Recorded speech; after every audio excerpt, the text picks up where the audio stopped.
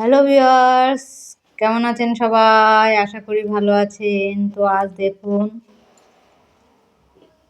এক দাদু পাট গাছ মানে তুলে দিচ্ছিল, নিংড়াচ্ছিল। তো সেখান থেকে পাট শাক খাবো বলে পাট গাছ নিয়ে এসেছি।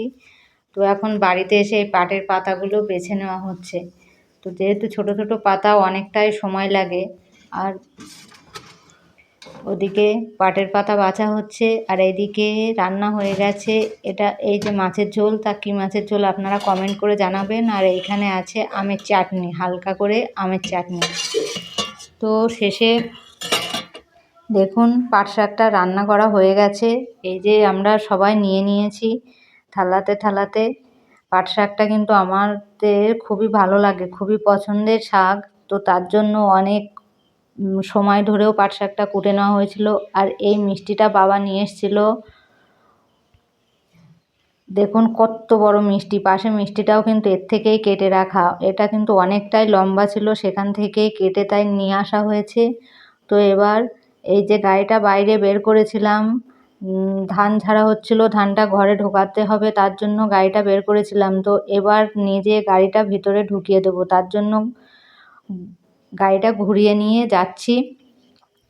তো ভাবলাম তাহলে গাড়িটা স্টার্ট দিয়েই নিয়ে যাই, সেজন্য গাড়িটা স্টার্ট দিয়ে বেরিয়ে পড়েছিলাম। তো বেশি দূর তো না, পাশেই ঘর, সেই ঘরে যাচ্ছিলাম গাড়িটা নিয়ে। তো অনেক দিন বের করা হয়নি বলে গাড়িটার এরকম সমস্যা হচ্ছিল। তো যাই হোক, তারপর আবার গাড়িটা স্টার্ট দিয়ে চলতে শুরু করলাম। তো এখান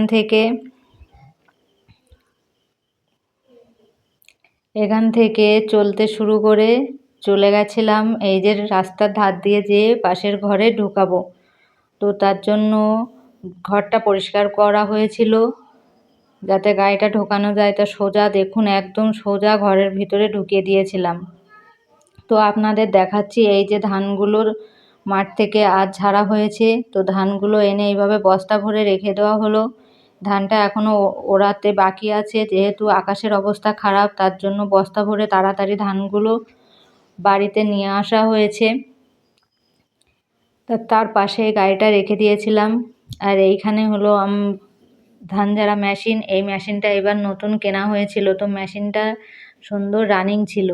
আর সন্ধেবেলায় চলে আসলাম, একটু ঠান্ডা খাওয়া হবে তার জন্য, কারণ ধানের কাজ করে বাবার খুব কষ্ট হয়ে গেছিলো। তাই সন্ধ্যাবেলায় আমরা বসে পড়েছিলাম একটু ঠান্ডা খাবো তার জন্য। তো ওই ফ্রিজের জলটা প্রথমে ঢালা হলো, আর তারপর ঢেলে নিয়েছিলাম। এই যে দেখুন, এটা ছিল রাসনা।